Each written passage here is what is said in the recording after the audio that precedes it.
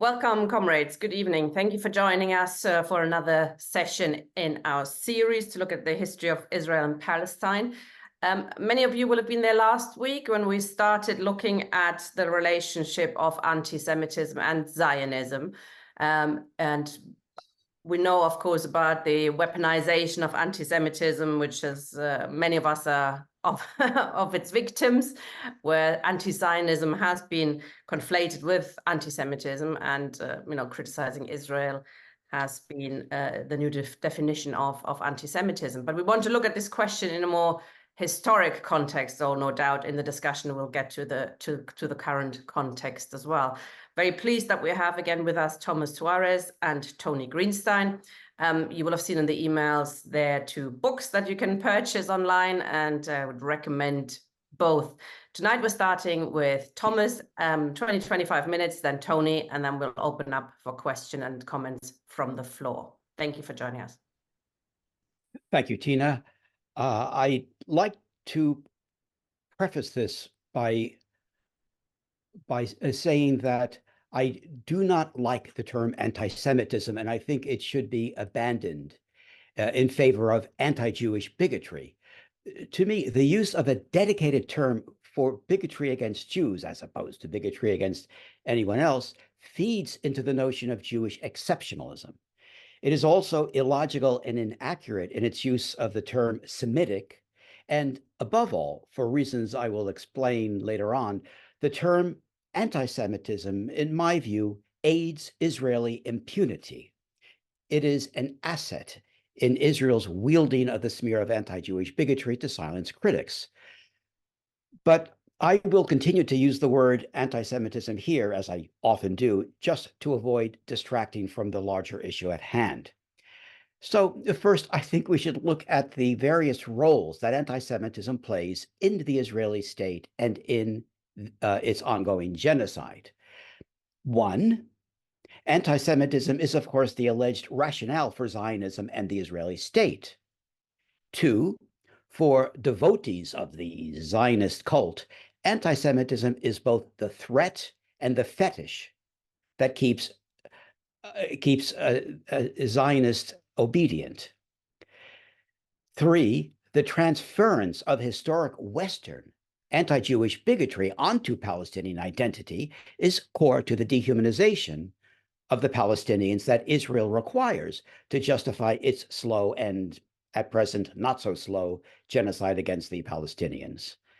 4, anti-Semitism is Zionism's essential fuel that it must ensure never runs out.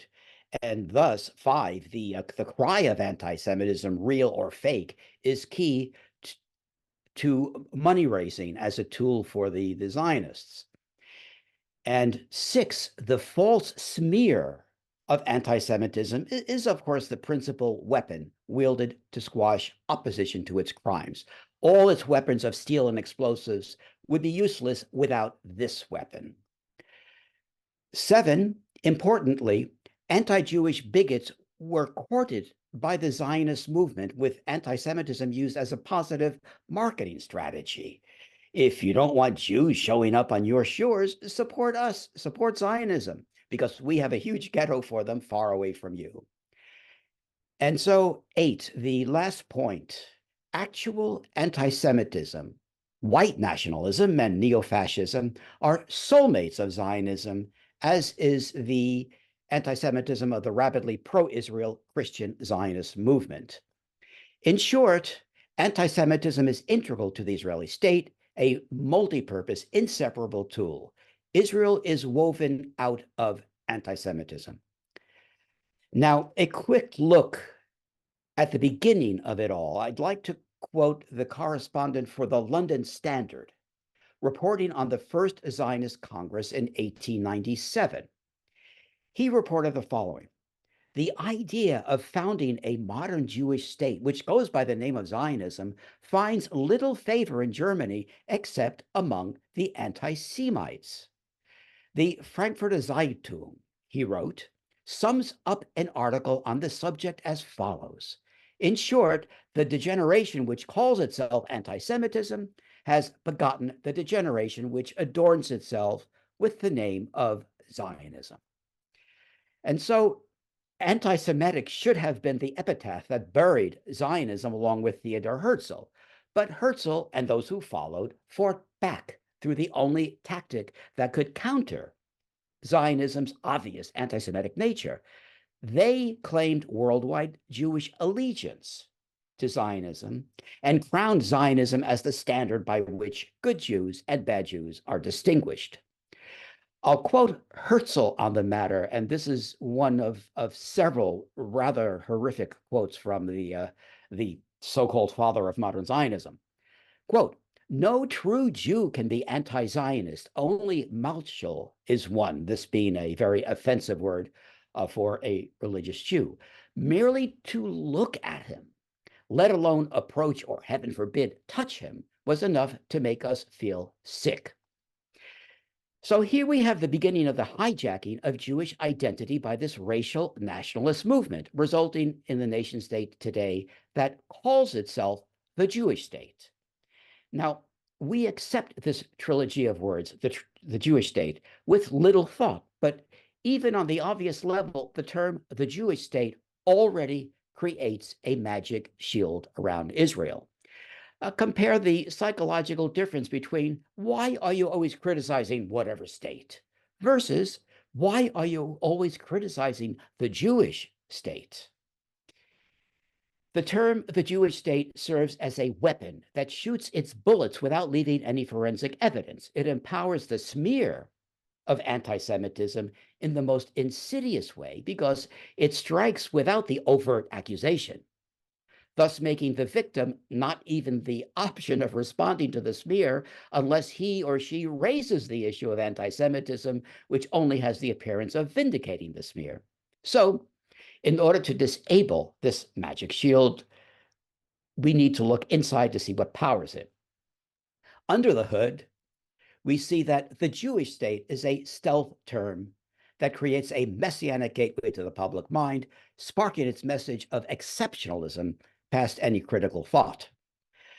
There is an entire world of narrative hidden within these three words, the most powerful of which is the article, the. Israel does not claim to be merely a Jewish state in the sense of countries that have a national religion. Indeed, to quote David Ben-Gurion, Israel has nothing to do with Judaism, but rather with his words, being a Jew, and nor with being just an Israeli Jew, but the ethnicity itself. According to Israel's construct, it is the state of all Jews as Jews, free of national borders and indeed free of individual Jewish consent on the matter. This is anti-Semitism, and it is unique in the world. There is no analogy to it with any other nation state, as much as Israel's apologists try to pass it off as analogous to any other state with a national religion. Simple experiment to prove that. There are multiple Christian states. There are multiple Muslim states, Hindu states, Buddhist states. Now, imagine that somewhere, some state in the world were to establish itself and declare that it is a Jewish state, just like Israel. No, Israel would go ballistic. It would say, no, you can't be the Jewish state. We are the Jewish state. For states with an official religion, that officialness extends to their border and stops. Such states neither claim exclusivity on the religion or its various cultures and traditions, nor to have any claim on co-religionist citizens of other countries. Israel is the opposite. Israel is the only Jewish state, as its apologists constantly remind us, not in the sense that there happen to be no others, but because by Israel's construct, there can be no other. Its claim over Jews is global and involves ethnicity itself, not citizenship. This nation-state adaptation of tribalism, in which the state is part of the DNA of an ethnic identity, bears no relation to states with a national religion. It is the internal workings of its weapon of silencing critics through the smear of anti-Semitism. Now, where else do we come across this same mentality? It is the method of common bigots. racists blame individuals by virtue of claimed oneness with some ethnicity or nationality or type. And so, an obvious example, during the spread of COVID-19, Chinese-looking people were attacked because the virus came from China. They, the Chinese, caused COVID. Now, this is classic ignorant bigotry, and we all condemn it. Israel's magic shield works by doing precisely this to Jews, but turning it around in order to hold Jewish identity ransom to insulate its crimes. And instead of condemning this anti-Semitism, we run in fear from it, which is doubly tragic because we are also running in fear from Zionism's fatal flaw. We would say Israel did XYZ. A bigot would say the Jews did XYZ. But that bigot is now the Israeli state and its cheerleaders, who have made state and ethnicity synonymous in order to repackage criticism of the state as anti-Semitic. Other states deflect criticism of their crimes by hiding behind the flag, accusing dissenting citizens of being unpatriotic to the state. Israel instead hides behind the ethnicity free of borders, accusing dissenting voices anywhere of being traitors to the ethnicity. Now, we're all familiar with the IHRA pseudo-definition of anti-Semitism, which is not a definition of anything, but rather a tool to silence Israel's critics and thus to empower Israel's crimes. Now, IHRA does, however, contain one truth. It states that it is anti-Semitic to hold Jews collectively responsible for the actions of the Israeli state. Well, yes, of course. But that, ironically, is precisely what IHRA is engineered to do. That's its purpose. That is the inner workings of the smear and of Zionism. You don't even need to unscrew the cover of IHRA to look inside to see how it works. It's a very simple and obvious mechanism. What Israel does, the Jews do. And so to accuse the state of crimes is to accuse Jews as Jews of those crimes, of which of course is blatant anti-Jewish bigotry, and we must start saying so. The same tactic that Israel wields to silence us is its Achilles heel, but we have collectively been so beaten down that we have not exploited it. Israel's theft of Jewish identity makes Jews as Jews, because they are Jews, the doers of its crimes. Traditional anti-Semitism, for all its horrors, is powerless to harm the integrity of Jews or Judaism. It's powerless to make its libels true. The Israeli state and Zionism, if we accept them at their word, succeed. If we accept their claims on Jewish identity, then we are the common racist blaming Jews as Jews. The very name Israel is, of course, also part of the weaponization of the smear of anti-Semitism. From anyone from the larger Western tradition, and I include secular people, the name Israel exists apart from all other place names. Its very sound transcends the realm of the profane and touches a nerve deep within our collective cultural subconscious. It is a place rooted in Genesis itself, and Israel, the modern nation state, very openly exploits this to position itself as that place, and the land's ancient artifacts as the nation state's artifacts, and its settlers as that biblical land's people. Now, as laughable as that may and certainly should sound, its power is very real and is the reason the name was chosen. The Zionist use of Hebrew, this great venerable ancient language, as the vernacular, operates in tandem for the weaponization of anti-Semitism. Hebrew was necessary for the theater of the messianic return to the biblical lands. It, too, is an artifact exploited, an artifact serving to place the Israeli state in a protective part of our collective psyche. To criticize someone speaking Hebrew is, in this militarization, to criticize Jews. So, Zionism has hijacked Jewish identity and turned it into a racial supremacist cult. Why is this not blatantly obvious to the general public? my view is this. What, as seen by the public, are the two sides to what they are told is a conflict? Well, they would say that it's obviously Israel versus the Palestinians or versus the Arabs. Now, to me, this juxtaposition is very misleading and it hides Israel's anti-Semitism. Question: what is it about the Palestinians that makes Israel target them? Why does Israel place them under apartheid, ethnically cleanse them, and commit genocide against them? Why? It's not because they're Palestinians. It's not because they're Arabs. It is solely because they are not Jewish. If they were Jewish, whether Palestinian or Arab or anything else, they would instead be welcomed by Israel and given a generous subsidy to take over a house whose owner was expelled because he or she is not Jewish. Jews were always part of the fabric of Arab Palestinian civilization until the arrival of the Zionists. The Zionists extracted all Jews from Palestinian civilization, robbing them of their Arab identity. More Zionist anti-Semitism. That the rest were by definition not Jewish and nothing else is why Israel has condemned them to apartheid, Bantustans, and camps, and why the Zionist militias depopulated several hundred villages in 1948 and continues to depopulate them in the West Bank and especially in Gaza and East Jerusalem. The core goal of Zionism is a racially pure, quote unquote, Jewish state from river to sea. Anyone there who is not Jewish is to be gotten rid of.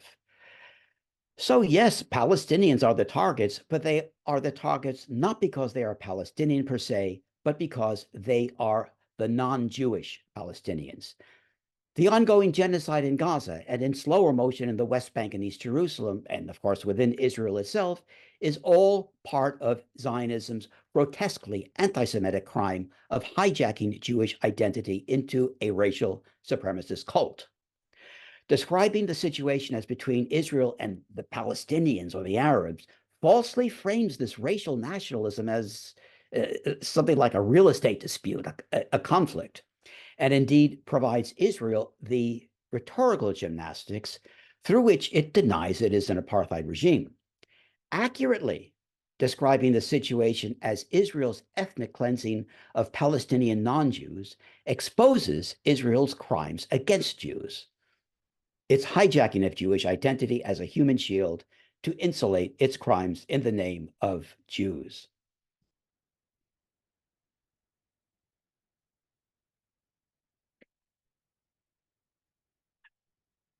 Thus, the Israeli state is genocidal in its very nature, as its goal is and always has been to effectively erase the original ethnic identity by expulsion and the hijacking of their cultural iconography as its own. Israel is in effect conducting genocide and blaming it on the Jews. Israel's squandering of Jewish identity to insulate its crimes is also obvious if we look at the people who were ethnically cleansed in 1948 and beyond through to this very moment, because they are not Jewish, and have for generations been reduced to life in camps. What do we call these camps? Again, in my view, unfortunately, playing right into Israel's narrative, we call them refugee camps, shielding Israel from this aspect of its abuse of Jewish identity. No, what is a refugee camp? It is a camp for people displaced by conflict or natural disaster on account of which are unable to return home. But this has not applied to the Palestinians for 75 years. Since the end of 1948, they have been perfectly able to go home, have wanted nothing more than to go home, have the unqualified individual right to go home, and there is nothing stopping them from going home, except that the Israeli state blocks them. Why does it block them? It blocks them because they are not Jewish. So these are not refugee camps. They are Israeli internment camps for non-Jews. Israeli internment camps for non-Jews paid for by the so-called international community. The term refugee camps obscures this crime Israel is committing in the name of Jews, making the fact that millions of people wake up every morning to the squalor of camps sound like some tragedy of circumstances. No, they are imprisoned by Israel in these internment camps because they are not Jewish. End of story. As an example of how cynical is Israel's theft of Jewish identity and its obsession with so-called racial Jewish purity, one of these Israeli internment camps for non-Jews, Shufat, is already in what Israel claims to be Israel. According to Israel, East Jerusalem, where the camp is Israeli, as much a part of the state as any other. So the people of Shufat camp don't even need to return. They're already there, but they're in camps. They're in camps, even though, according to Israel, they're in Israel. They're in camps in order to preserve Israel's self-professed identity, the Jewish state. The Jewish state is a truly remarkable term in that its exterior demands unqualified respect, while its interior hides a neo-fascist, racist abuse of Jewish identity.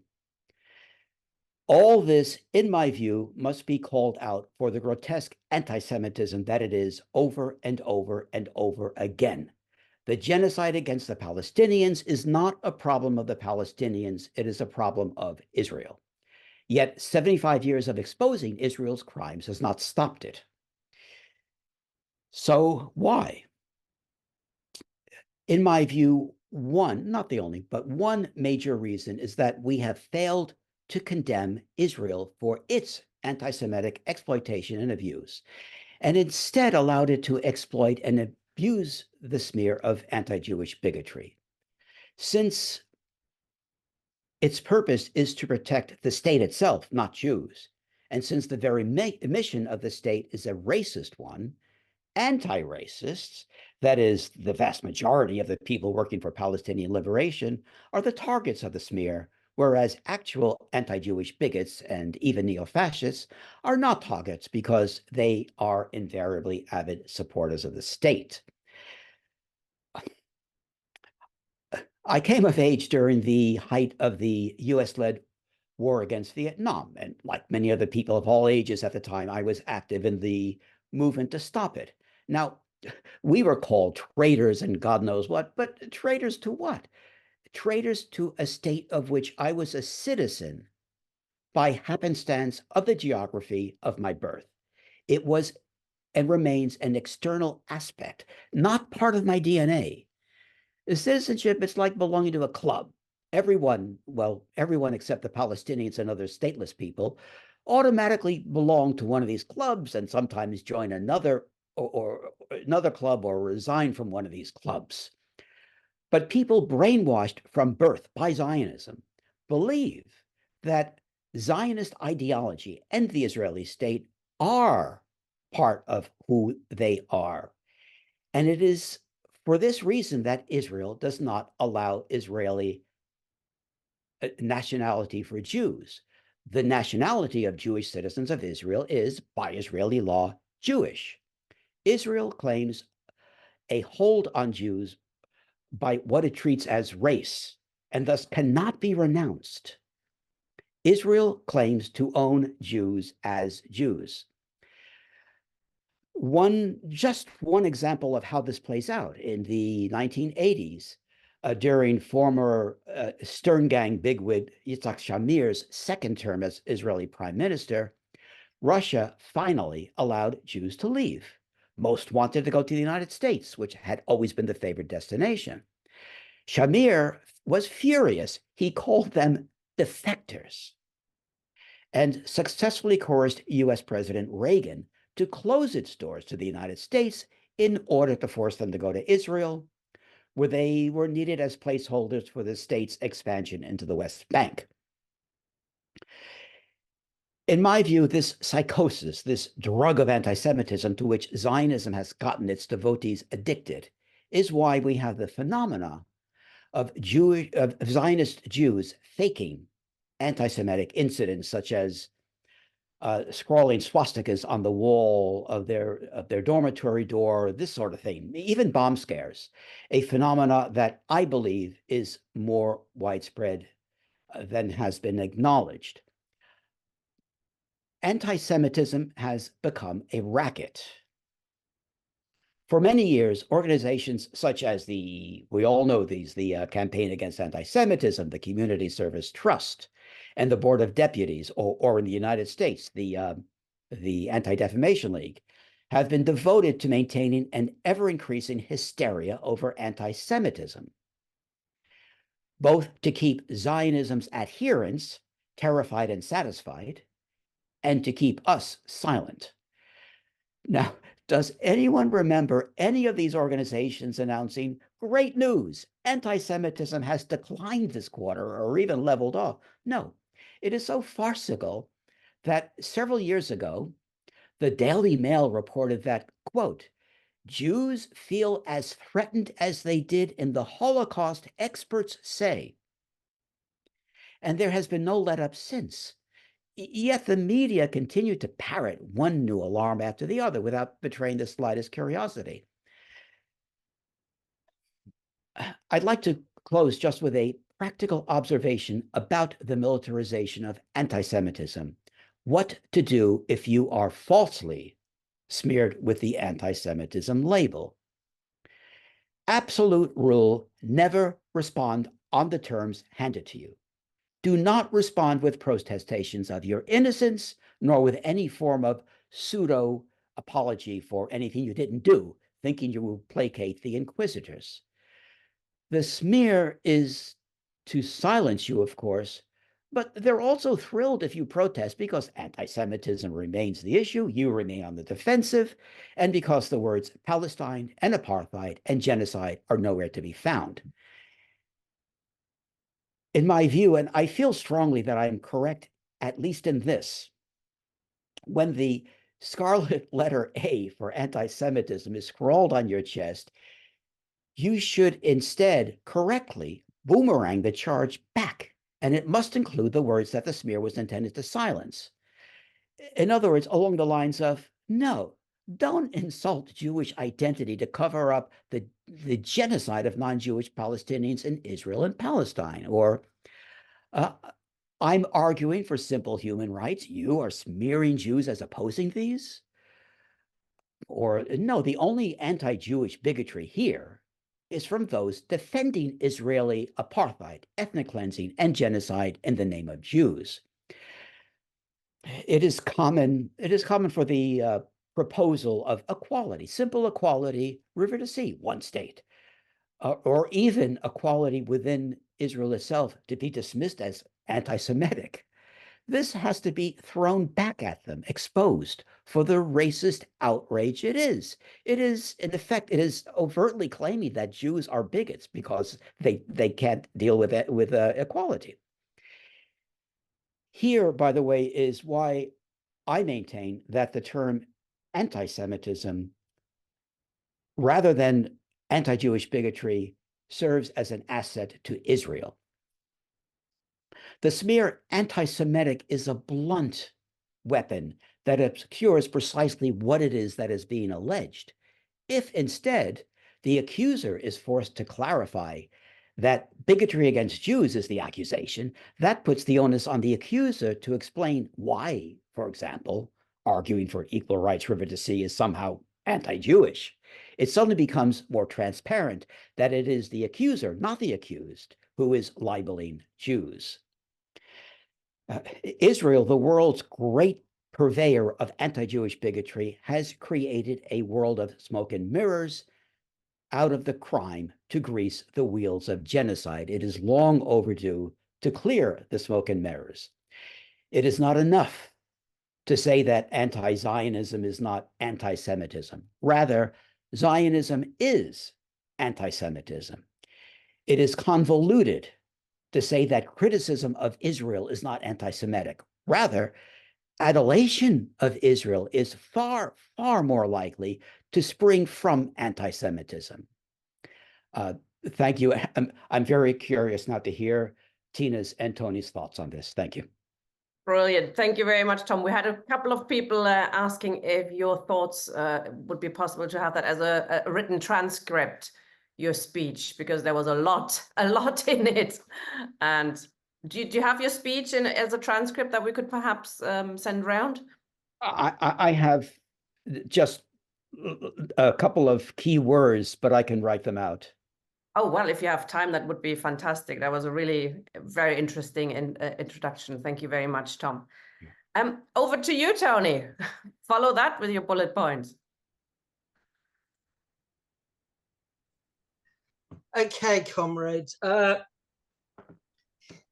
This is a session where Tom and I are speaking on the same theme, relatively speaking, but I also think it could be a debate because I do have serious differences with Tom as well, which I hope also to elaborate, and then maybe we can have quite a fruitful discussion. Yeah, Tony, why don't you start with what's new, and then we, at the end towards your presentation, we can concentrate on where you disagree, and we can bring Tom back in. Well, they're integral in a sense to what I'm saying. That's why I don't think it's possible to formulate it in that way with respect. Firstly, I don't have any problem with the term anti-Semitism. I think it's a historically formulated concept which has developed, as I say, the first person who popularized it was Wilhelm Marr in 1879. Marr, who was a German anti-Semite or anti-Jewish racist, formed the League of Anti-Semites, although he recanted very late towards the end of his life. But his idea when he talked about anti-Semitism was that Jews weren't really Europeans. They were Semites. They came from the Middle East, and therefore they did not belong. Likewise, Tom says that Zionism involves a theft of Jewish identity. That presupposes that there is one single fixed identity of being Jewish. I would disagree. On the contrary, Jewish identity has changed many times throughout history, as has anti-Semitism itself. And I think that's the key point. Likewise, Tom says, what is it about the Palestinians? They are subject to the various forms of discrimination that we all know, including, of course, a denial of the right to return. And he says, the main problem with it is that they're not Jewish. Again, I disagree, because if that was the case, then there'd be a very simple answer, which is to convert them to becoming Jewish, or at least allow them to become Jewish. But in fact, the Israeli conversion ministry or authority, and there is such a thing, specifically refuses to allow anyone who is a Palestinian to convert to Judaism. And the reason for that, I think, is quite simple, that the Palestinians are the untermenschen, the lower race, or however you term it. And their main problem isn't so much they're not Jewish, but they are the indigenous population. And this fits into the settler colonial paradigm that in South Africa, a black person could not become white, a Jew could not become an Aryan, and a Palestinian cannot become Jewish in Israeli terms. I think it's important to take that on board. I think what Zionism has done and is doing, and it's a very conscious attempt on their part, is to redefine anti-Semitism. Because anti-Semitism is not a difficult concept. It's hostility to or discrimination or prejudice against Jews. I mean, you can look it up in the Oxford English Dictionary. There's a very simple definition. You don't need the IHRA, which is over 500 words with its 11 poisonous examples, most of which are about Israel, in order to understand what anti-Semitism is. I often give the example, say, of my own father, who took part in the Battle of Cable Street in October 1936 against the Mosleyites who were trying to march through the Jewish East End of London. You know, he didn't need a definition of anti-Semitism to know what it was. And likewise, none of us need a definition of anti-Semitism to know what it is. But if you're redefining anti-Semitism as something altogether different from what people understand, then of course you do need this definition. And the definition, the IHRA, which was formulated originally as the European Union Monitoring Commission definition of anti-Semitism, the working definition of anti-Semitism, originated in 2005 from Tel Aviv University. It was a conscious attempt to create what is called the new anti-Semitism. In other words, why are people hostile to Israel? Not because of what it does, but because of what it is. It was the Jew amongst the nations. I think it was Erwin Kotler, who was the former Canadian Minister of Justice, who first came up with the term. So those are just really a few opening remarks on my part. I've asked, what is anti-Semitism? And I think Abraham Leon, who wrote a book whose importance I cannot stress, the Jewish Question, a Marxist Interpretation. And he wrote about the Zionists, that Zionism transposes modern anti-Semitism to all of history and saves itself the trouble of studying the various forms of anti-Semitism and their evolution. And I think people need to understand that and to try and take it on board, that the Zionist idea is that anti-Semitism is one long continuum, and that it's never changed, it's always been around. And it was summed up by one of the earliest Zionists, Leon Pinsker, in a booklet he wrote in 1882, or 1881 was it, Auto Emancipation. Pinsker was a doctor, and so he described anti-Semitism as Judeophobia, literally the fear of Jews. And he wrote, and again I quote, "Judeophobia is then a mental disease. And as a mental disease, it is hereditary," because that was what the belief was at the time, that if someone was mentally ill, they had inherited it. And having been inherited for 2,000 years, it is incurable. And so that really was the Zionist starting point. If anti-Semitism was this mental disease, and it had been inherited for 2,000 years, and it was incurable, what possible reason was there to fight it? I mean, you don't fight an incurable disease. You provide a palliative, you provide pain relief. But there's no point in treating it if the treatment itself will only exacerbate the pain of the condition. So, I mean, that was the Zionist approach. You couldn't fight anti-Semitism. And so if you couldn't fight it, you had to take the next best step, which was to separate yourself out from the non-Jews and to form your own Jewish state. And that's exactly the solution that Zionism adopted. Let us remember that anti-Semitism, in the sense that we understand it, was particularly prevalent in Tsarist Russia, in the Pale of Settlement. And it was sponsored and inspired from the top, from the state itself. And many thousands of Jews died as a result, or were injured. The most famous example of a pogrom was in the 1903 pogrom in Kishinev, when I think about 50 Jews died, hundreds were injured, and so on. But in the period from 1880 to about 1910, thousands of Jews died. Now, the Jewish reaction, the majority Jewish reaction, the overwhelming Jewish reaction was to fight it, to oppose it, to form Jewish self-defense squads, to combine with others. And if they couldn't fight it, if it was too overwhelming, to emigrate. And of course, Jews did emigrate from Tsarist Russia. Something like 2.5 million emigrated between the middle of the 19th century and the beginning of the First World War.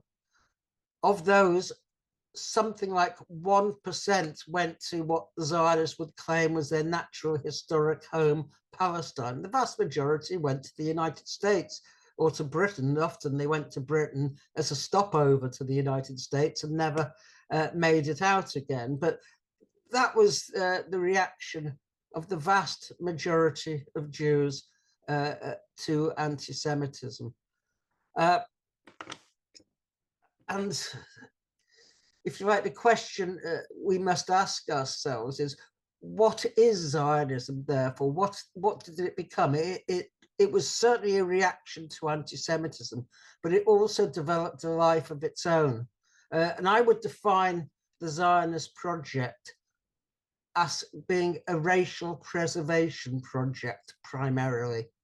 It was about restoring and perpetuating the ancient Jewish people, the myth of the Jewish people or the Jewish race, really, because it was a racial concept. Fundamental to to Zionist belief was the idea of the Jewish nation, that wherever you lived, whatever language you spoke, if you were Jewish, you were part of the same nation. And that in reality is not a nation. I mean, we don't need to go into a debate about what is and isn't a nation, but I think it's commonly accepted that people in the same nation will occupy the same territory, they will share the same economy, they will speak the same language, and they may well have a similar or the same culture. This is simply not true of Jews. I mean, Jews spread throughout the globe, India, China, Latin America, and so on and so forth. And so to speak of one common Jewish nation is to say a racial concept. And I think Ben Gurion, see if I can actually bring it up. I think Ben Gurion summed it up best. This was in 1938. And this was just after Kristallnacht, which was the major Nazi pogrom against the Jews, when over 100 Jews were killed in November 1938. Virtually every synagogue in Germany was burned out. 30,000 Jews were put in concentration camps. Incidentally, Jews who were Zionists were almost immediately released. And as a result of that, and because of the worldwide uproar, the Conservative government did the first decent thing it had ever done, and probably ever will do, which was to agree a scheme called the Kindertransport, whereby 10,000 Jewish children from Germany, or the Greater Germany, because of course they'd already invaded Czechoslovakia, were able to come to Britain and thereby escape, because they were, most, if not all of them, would have died in the extermination camps or as part of the Holocaust. And what was the reaction of the Zionists to this? You might think that they would have welcomed this, but no, on the contrary, they were furious. Weizmann, Chaim Weizmann, the first Israeli president and then president of the Zionist organization, and David Ben-Gurion, who was the first prime minister and then chair of the Jewish Agency, reacted bitterly to this. And Ben-Gurion, in a speech to the Central Committee of the Israeli Labour Party, Mapai, on the 9th of December 1938, explained his reasoning. And it was this. He said, if I knew that it would be possible to save all the children in Germany by bringing them over to England, and only half of them by transporting them to Eretz Yisrael, the land of Israel, then I would opt for the second alternative. For we must weigh not only the life of these children, but also the history of the people of Israel. People of Israel is in capital letters. I mean, that was his obsession. That was the project summed up. It was to recreate what in the mythology of Zionism was the people of Israel. And I think that really sums up the whole, if you like, the ideology and the idea behind the state of Israel today. That in a sense was what it was there for. And And in a memorandum to the Zionist executive of the 17th of December, that is just a week after 1938, he said, and he expressed his fears and his worries and the worries of the Zionist movement. He said, if the Jews are faced with a choice between the refugee problem and rescuing Jews from concentration camps on the one hand, and aid for the National Museum in Palestine on the other, the Jewish sense of pity will prevail, and our people's entire strength will be directed at aid for the refugees in the various countries. Zionism will vanish from the agenda, and indeed, not only will public opinion in England and America, but also from Jewish public opinion. We are risking Zionism's very existence if we allow the refugee problem to be separated from the Palestine problem. And that summed up, in a sense, everything about the Zionist attitude during the Holocaust. They fought bitterly against any rescue schemes because, in their view, to simply rescue Jews was a palliative. They brought anti-Semitism with them. Anti-Semitism was something they carried with them because, don't forget, in the Zionist eyes, anti-Semitism wasn't a product of the society people live in, but it was a virus, it was a disease, and they would simply carry it with them to some other country. The answer had to be a fundamental solution, which in his eyes, and the Zionist leadership's eyes, was the establishment of a separate Jewish state. So I can't stress that enough. And if you like, I'm going to give people some examples of this. You hear today that Zionism is a virus, it is a disease, very much along the lines of what Pinsker said. For instance, Jonathan Friedland, who is one of the most notorious Zionist ideologues, in an article in The Guardian, it was entitled, "Anti-Semitism Matters, Jews are the canary in the coal mine."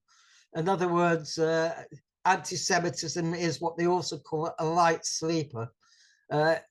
Anti-Semitism never dies, it cannot be fought, it is always there and it will arise. And of course, when people criticize Israel, that's when it is at its most virulent. But if we look at, I'm just trying to say, I'm not sure whether I have any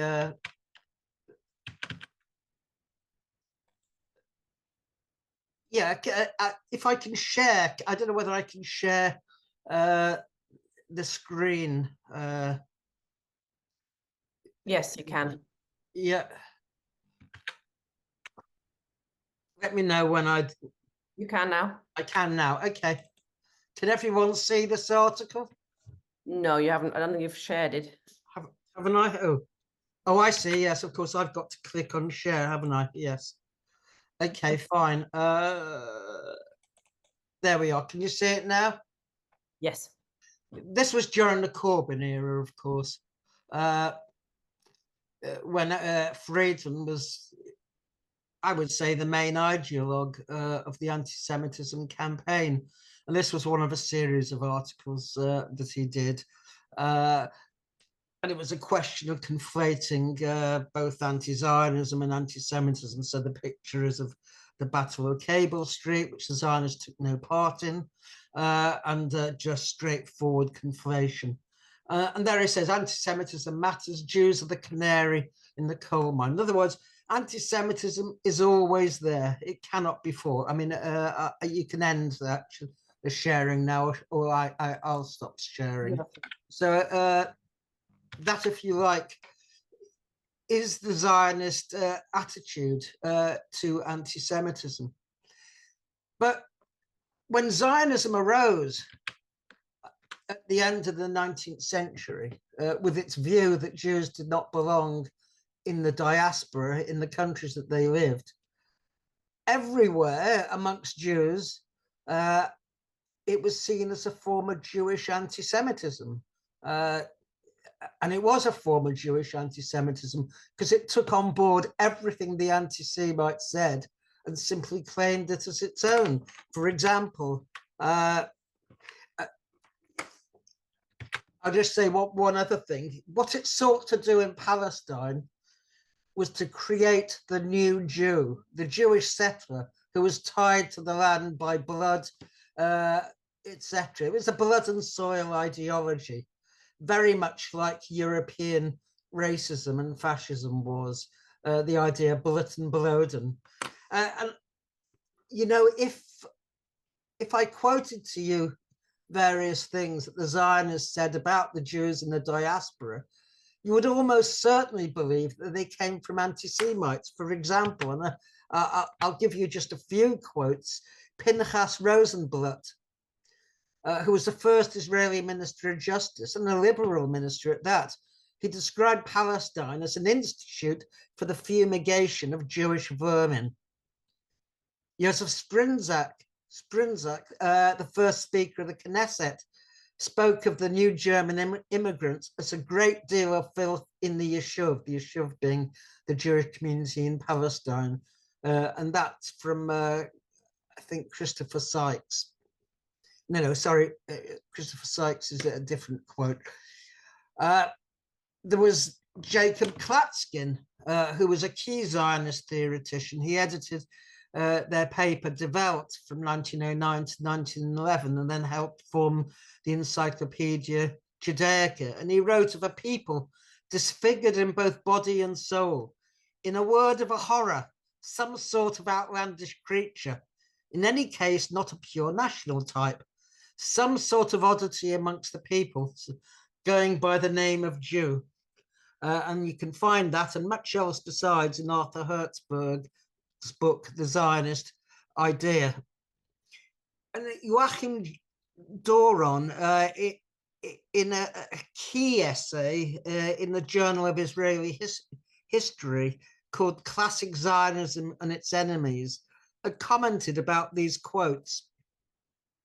And he said, rather than take up arms against the enemies of the Jews, Zionism attacked the enemy within, the diaspora Jew himself, and subjected him to a hail of criticism. Indeed, a perusal of Zionist sources reveals criticism as so scathing that the generation that witnessed Auschwitz has difficulty comprehending them. Say he's an Israeli political scientist, and this is in probably the most prestigious journal of Zionism, the Journal of Israeli History. So I say I'm simply quoting from him. But that was the Zionist idea, that it was a feeling of utter contempt for diaspora Jewry. And indeed, that persisted towards the Holocaust victims themselves. When they came to Israel, they were treated with contempt. The name for them was sapon, soap, based on the popular myth that the fat of those who had been gassed was turned into soap. It was a myth, but it was a very popular myth, especially in Poland. That was the attitude to the Jews, the Holocaust. And indeed, I would say that that attitude has not changed particularly. The prosecutor, Gideon Hausner, at the Eichmann trial, spoke of quite witheringly of the Jews of the Holocaust who died in the Holocaust having gone like sheep to the slaughter.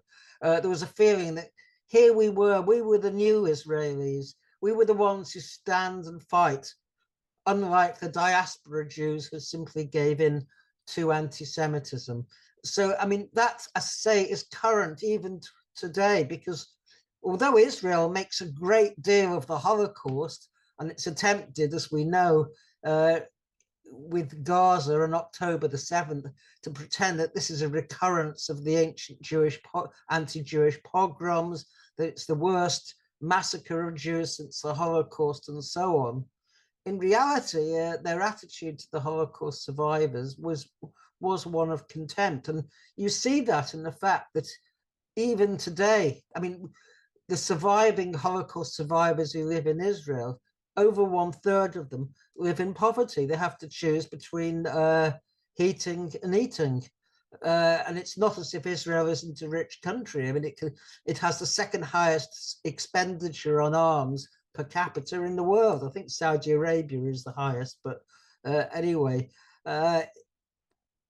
it's not that Israel lacks the money, it's that they are not a priority. So the Holocaust is a very useful ideological weapon, but it's actually really nothing to do with the Holocaust when it comes down to it. I just want to really comment on anti-Semitism itself, and in relation to what Abraham Leon said about Zionism transposing it to all of history. I mean, the Zionists start off with the myth of the expulsion of Jews from Palestine around the time of Christ, 70 AD, the fall of the Second Temple. I mean, this is a myth, and there are no historical sources that substantiate this. On the contrary, Jews in Palestine, or the Hebrews, quite freely emigrated to the neighboring Hellenized cities for a very simple reason: the land could not support them. And they were not the only ones. The Phoenicians had also been a great trading nation. And similarly, the Jews in Palestine, or the majority of them, emigrated quite freely to cities like Alexandria, which contained over 1 million Jews at the time. And so they took up, bearing in mind that these were the time pre-capitalist times, they were what Leon called the agents of the money within an economy that was not based on money. And of course, in an economy based on use values, people who traded, dealt in money and so on, were resented. It was called usury. And that wasn't just true of Jewish people. I mean, the Chinese were called the Jews of Southeast Asia because they fulfilled a similar role, as did other people. So anti-Semitism had key material and economic roots. And you see the same in Europe. The Jews fulfilled certain roles, whether it was moneylenders, tax stewards, and so on, in feudal Europe. And when capitalism developed in Western Europe, they emigrated to Eastern Europe, where they fulfilled exactly the same roles. So the antagonism to Jews, which we call anti-Semitism, was in fact very much an economic antagonism. It had material roots, and that has to be distinguished from modern anti-Semitism. And the key difference is this: that anti-Semitism in those times came from the lower orders, from the peasants, from the lower clergy, the mendicants, and so on. Whereas anti-Semitism in the modern times has come from the ruling classes and from the state. Tsarist Russia, where von Plehve, Herzl's friend, incidentally, created the Black Hundreds in order to instigate pogroms against the Jews of Tsarist Russia. We know for certain, of course, in Nazi Germany, that anti-Semitism came from the state, from the Nazi Party and the ruling classes. It didn't come from the working classes. I mean, there is a myth which is current in Germany, because I've taught German students, that anti-Semitism came from the lower classes, from the working classes, but this is simply not true. If you look at the two elections in November 1932, the communists and the socialists got, well, in July, something like 11.5 million votes. The Nazis, I think, got about 13 million. But then in November 32, it was reversed. The communists and the socialists gained about 13 million, and the Nazi vote fell by about 1.5 million. And this was the primary reason why the ruling class in Germany panicked and put Hitler in power, because they feared that the Nazis were losing support. The Nazis were seen by the German ruling class, and not just by them, but by Churchill, Lloyd George, and others, as, if you like, the antidote to the communists, to the working classes and the working class organizations. So anti-Semitism fulfilled a very specific social role in Germany, and not only just in Germany. The same was true in Poland and elsewhere. And Tom mentioned about ethnic states and the Jewish state. What's wrong with Israel is not that Judaism might be the national religion, of course. I mean, we have that in Britain. We have a national religion. I mean, hardly anyone adheres to it. But the point in Britain, which is nominally a Christian country with the Queen as the head of the church, or the King now, isn't it? Yes. Is that my rights as someone who is Jewish do not depend on whether I am a Christian or not. We are all equal under the law, some more equal than others maybe, but there is an equality under the law. In Israel, that is not the case. And that was also the case in Europe, in Eastern Europe. A whole series of ethno-Christian states like Romania, Hungary, Croatia, Slovakia were actually the eager participants in the Holocaust. I often quote Governor Hans Frank, the Nazi governor of Poland, or the general government, because large parts of it were annexed, when he said of Romania that we practice surgery, they practice butchery, because the pogroms in Romania were quite horrific. And of course, again, they came from the ruling class primarily. So the point I'm making about anti-Semitism is simply that in the modern era, it has been a weapon of the ruling class. The founder of political Zionism was a guy called Theodor Herzl, and he wrote this. It's a founding pamphlet. It was published in 1896. I don't know whether you can see it or not. The Jewish State. And it's quite interesting because in 1896, Herzl was a journalist for the Viennese paper, the New Free Press, and he was in Paris. And anyone who knows their history will, of course, know that the Dreyfus affair was the major fight back against anti-Semitism in the 19th century. A Jewish captain had been accused of treason, wrongly convicted. Crowds and mobs outside his military trial shouted death to the Jews, etc. So this was, if you like, the currency of debate within Europe. France was divided massively. J'accuse was the famous slogan that came. And yet Herzl in this pamphlet says absolutely nothing. He doesn't even mention Dreyfus, although the myth is that Herzl's Zionism came about as a result of the Dreyfus trial. If I had time, I would go through this pamphlet, but there's one or two things I would like to quote, because I think it helps explain the Zionist attitude to anti-Semitism. And he said, where it does not exist, this is page 14, that is anti-Semitism, it is carried by Jews in the course of their migrations.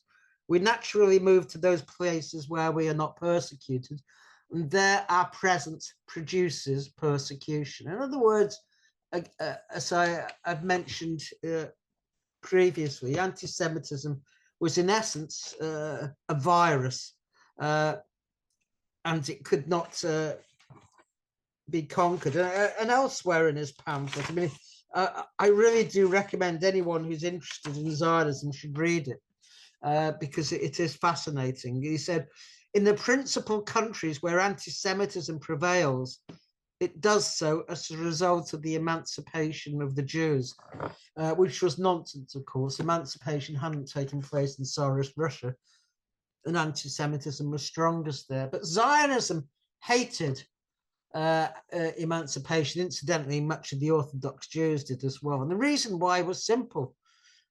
Zionism welcomed the formation of and the existence of the Jewish ghettos because it kept Jews together. The problem with emancipation was it gave them equal rights, and they could intermingle with the non-Jews. And then, of course, you had intermarriage. And in Germany, in the beginning of the last century, over 50% of German Jews had married out. And this to Zionism was anathema, because they wanted to preserve the Jewish people, not to see them mingle and assimilate amongst the non-Jews. So, I mean, Zionism always had that incredibly reactionary politics. about it. It resented, if you like, those who fought anti-Semitism more than the anti-Semites themselves. I've probably gone on long enough now, I think. So I'm going to terminate, and no doubt we'll have a fruitful discussion. Thank you. Thank you, Tony. Comrades, if you have questions or would like to make a contribution, please click raise hand, which is under reactions, or it's just at the bottom of your screen. Tom, did you want to come back to something before we open the discussion? Sure, just quickly. Tony, I take your point about the word anti-Semitism. I'm not convinced, but I take your point. About Jewish identity, I'm glad you point that out because I must be more clear. I completely agree with you. My use of the word, I mean it as each individual person is being robbed of their individual self-identity by Zionism. I didn't mean it as the Jews, but I'm glad you pointed that out because I will be more careful. The issue of my claim that the crime of the Palestinians is that they are not Jewish, I still stand by my point because the fact is that the Jewish Palestinians were welcomed, and the remainder, by definition, they were not going to be receptive to being ruled by the Zionists. So this was a no-win situation, even if the remainder had wanted to convert and the Zionists were receptive to this conversion, it could have never worked. The actual problem was that they were not Jewish when the Zionists got there. So I still stand by that, but I appreciate your comment on it. Thank you. Thank you. Tony, do you want to reply or shall we? Just very briefly, there is actually an article. I don't know whether I can dig it up. It actually helps explain my point in a sense, but I may not be able to dig it up. You could always post it in chat if you can find it now. I mean, the point I'm making is that if anyone was descended from the ancient Hebrews, it wasn't the European settlers who came claiming they were Jewish. It was the Palestinians themselves. Those Palestinians, those Jews who didn't convert to Islam or Christianity, and of course most Jews did in the Holy Land, in fact, indeed, most Jews did convert to Christianity and then Islam, but they were the original, if you like, Jews who'd always resided in Palestine. And Ben Gurion and Yitzhak Ben-Zvi, who was the second Israeli president, recognized this. So it was a totally bogus concept to begin with. It really had, I don't think, anything to do with being Jewish. I mean, amongst the Palestinians, a lot of customs survived into the last century, such as lighting candles on a Friday night, which is a Jewish tradition. But of course, it wasn't about who was and who wasn't Jewish. It was that Zionism was a white settler colonization, and they only latterly brought over, incidentally, the Arab Jews, because the Holocaust had wiped out the reservoirs of Jewry in Eastern Europe. I mean, when Arthur Rupin, who was, I would say, the most important pre-state Zionist figure, who was director of the Palestine office, when they needed hard work to be done in the kibbutzim and the settlements, he brought over the Yemenite Jews. But for him, they weren't real Jews. And the conditions they experienced, they were paid much lower wages, they didn't receive medical care and so on. It was what Etan Bloom, in a very interesting PhD from Tel Aviv University, described as pathological stereotyping. Something like 50% of them died as a result of this. So Zionism was an inherently racist European settler phenomena. I think we should bear that in mind. Of course, they had to bring the Arab Jews over. In fact, they destabilized their position in the Arab countries as a result of the Nakba and other activities that I don't have time to go into now. Yeah, thank you. Thank you very much, both. I mean, clearly it's a subject, and we've had lots of questions in the chat, etc., which is hugely complicated. And as Tony and both Tom said, has gone through changes a lot. You know, things change all the time. Anti-Semitism is being redefined. All the more important that, you know, things like zero tolerance on issues like anti-Semitism or bigotry, totally the wrong approach, aren't they? I mean, Tom, you quite rightly, you know, you explained at the beginning that it is the Israeli state saying the Jews are this, the Jews are that, and then somebody does it on the internet, that makes you an anti-Semite, you know. And you know, we have to explain to comrades. We have to be able to have discussions and explain what is anti-Semitism and what it isn't. But you're quite right. We should go on the offensive. You know, if you are being accused of being an anti-Semite, you should be pointing out that you're in solidarity with the Palestinians, etc.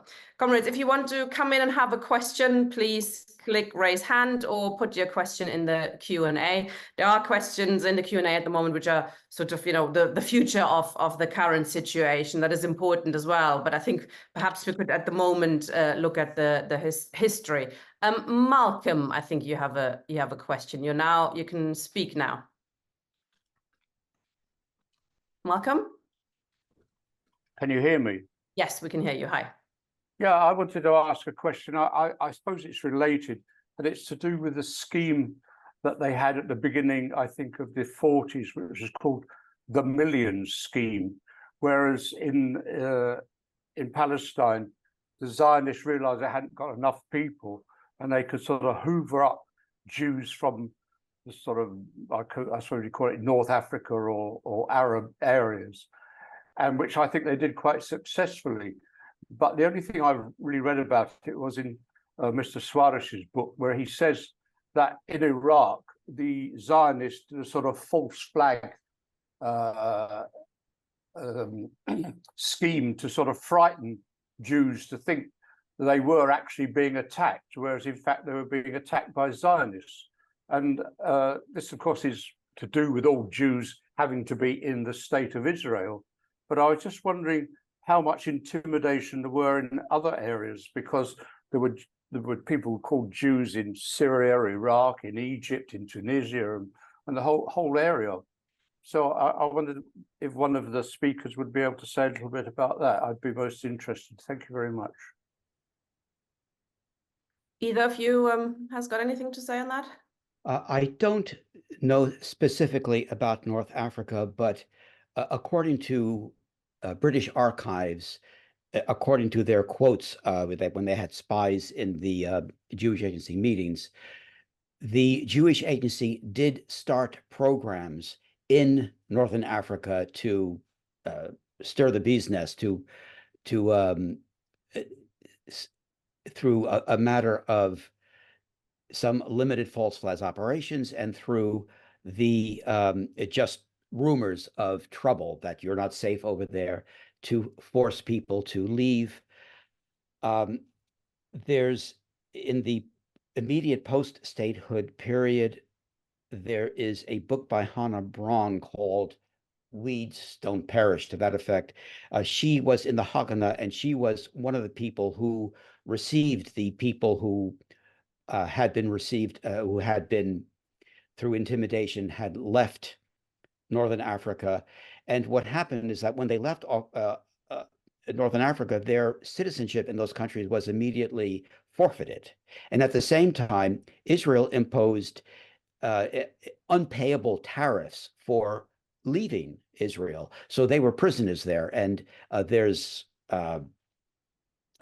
even a group naming itself after a United States Black Liberation Group, the Black Panthers, that fought against this, but they were at that point stranded in the Israeli state. So yes, there was a lot of push out of North Africa, and there was a lot of resentment on the part of, I don't know how many, but a good percentage of those people. Once they reached Israel, they were treated as second-class citizens. They were, unlike the Ashkenazi Jews, they were treated with DDT. They were put in the border areas so that they would take the brunt of any attacks from the from the Jordanian West Bank and the Egyptian Gaza Strip. And they were put into the military, whereas an Ashkenazi Jew was more likely just to be given a house and given a job. So they faced a lot of discrimination when they came, and this, of course, does tie into what Tony was saying about the racism within Jewish identity of the Israeli state. Tony, anything? Well, the most famous case, of course, and the best documented, is the Iraqi Jewish community. The Iraqi Jewish community was the oldest Jewish community in the world. There are two Talmuds, codes of Jewish law. One is the Jerusalem Talmud, and the other is the Babylonian Talmud. And it is the Babylonian Talmud which takes precedence. And in 1950-51, the Zionist underground in Iraq, which had plenty of weapons, it could supply a company of soldiers, it deliberately set about planting bombs or throwing bombs at Jewish targets, cafes and synagogues and other places, in order to simulate the appearance of anti-Semitism. And they did a deal with the then ruler, Nuri Said. Basically, it was that Israel wanted the bodies of the Iraqi Jewish community, and in exchange, the Iraqi state would keep their wealth, because they were an extremely wealthy Jewish community. 1/3 of Baghdad, more than 1/3, was Jewish.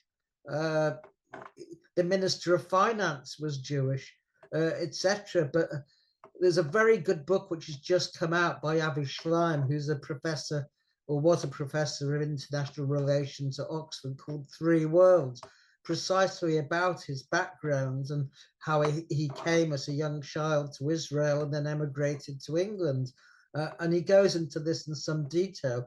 And he also digs up new evidence as to who planted the bomb at the Masuda Shem Tov synagogue, which was the key bomb that led to the exodus of most of the Jewish community. But basically, Israel, together with the Iraqi regime at the time, conspired that Israel would get the Jews and the Iraqi state would keep their wealth. So, as Tom says, when they came to Israel, they were showered with a pesticide, DDT, on their arrival. And they were treated really little better than vermin. They were put into these tent encampments and then sent out to the outposts. They were really not considered full human beings or full Jews, for that matter. And that explains the base of Likud, because when Menachem Begin won the 1977 election, it was on the basis of the complete alienation of the Mizrahi Jews, the Eastern Jews in Israel. So yes, I mean, Zionism has also been racist towards its own Jews. But the problem with the Mizrahi or the Sephardi Jews is they're very much like the poor white trash of the Deep South. They're even more racist than their Ashkenazi neighbors, because they see the Arabs. I mean, they've been assimilated to Israeli Jewish culture. It's taken a time. But, you know, Arabic was forbidden almost. It was a social taboo for them to speak in public. But they have become the base of the racist mobs in Israel today. A couple of questions in the... Oh, sorry, Tom, did you want to say something? Yes, just a comment, because I think it's very little known. Zionists, of course, contest the idea that the Israeli state had anything to do with the ethnic cleansing of Jews from Iraq. To me, aside from the vast evidence that proves this, there's a very interesting aspect about the airline that was given the contract to bring the Jews from Iraq by way of Cyprus and then to Israel. They couldn't go directly. And this airline was called Near East Air Transport. It was invented for the purpose. It appeared to be owned by Alaska Airlines, but it was actually an Israeli airline. Now, the key point of it is this. It had two small planes. These two small planes were completely unable to keep up with the number of people that had already forfeited their homes and their wealth and were literally homeless, hungry, and cold, even on the runway, and unable to leave because these two planes could not keep up with the exodus. Now, this puts the Israeli apologists in a very strange position, because they either have to agree that, yes, Israel was behind the bombings, and therefore they knew that there was no mortal threat against these people, and therefore they could take their time getting them out, or they have to say that, yes, it was the Arabs that were doing this. The Jews were they were about to have their throats slashed, and yet we refused to let any other country help us get them out. We made them stay there at the mercy of these so-called Arabs.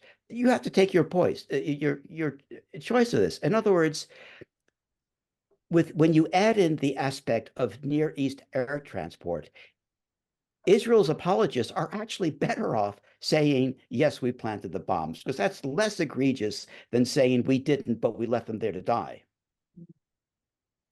Thank you.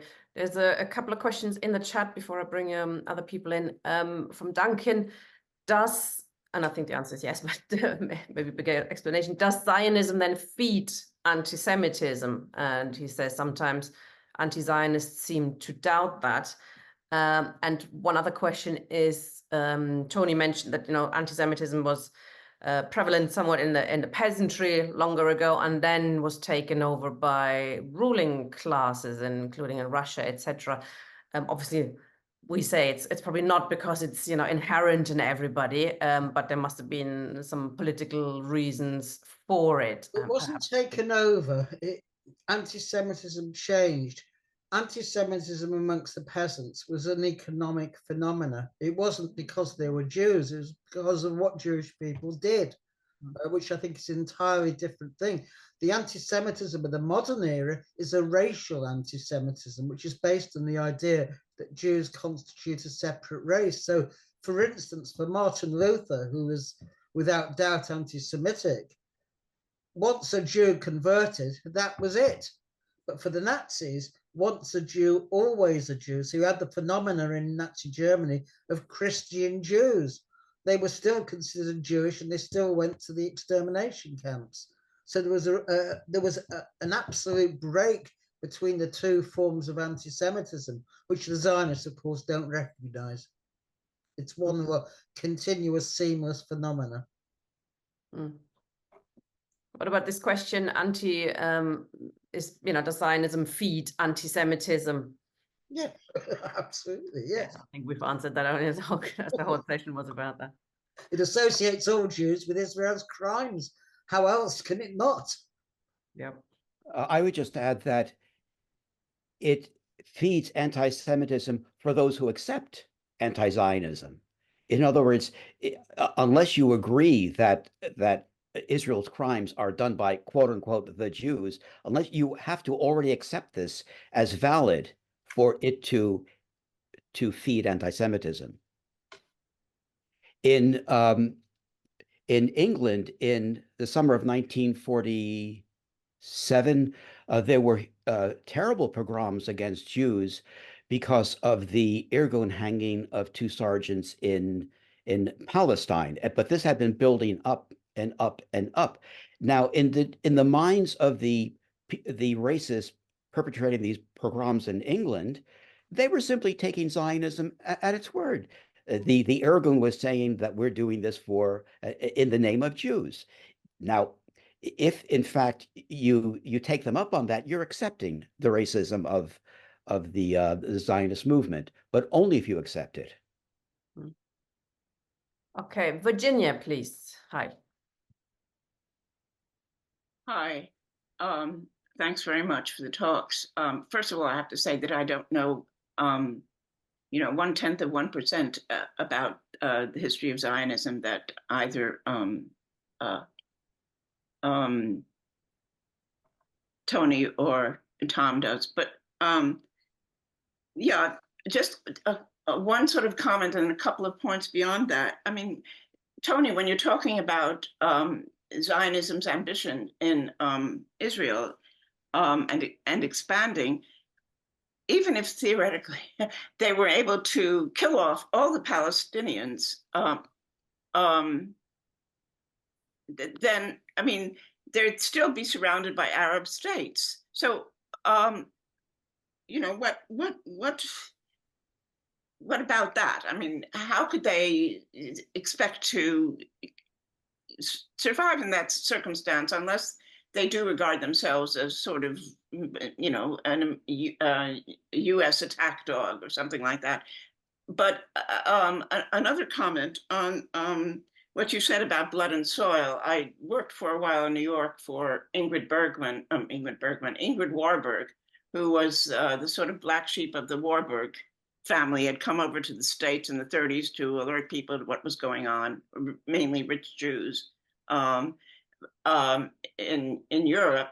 But and I don't think she was a Zionist, but she did say that that the idea of going to Israel for a lot of Jews was so that they could, because they had been barred from owning land, or obviously centuries ago from joining the guilds, at least in Israel, they could do all sorts of occupations. They could be sort of peasant-like, or they could be all kinds of things. So it wasn't strictly the sort of blood and soil that comes from having you know, a homeland of your own sort of thing. So I wonder what you would say about that.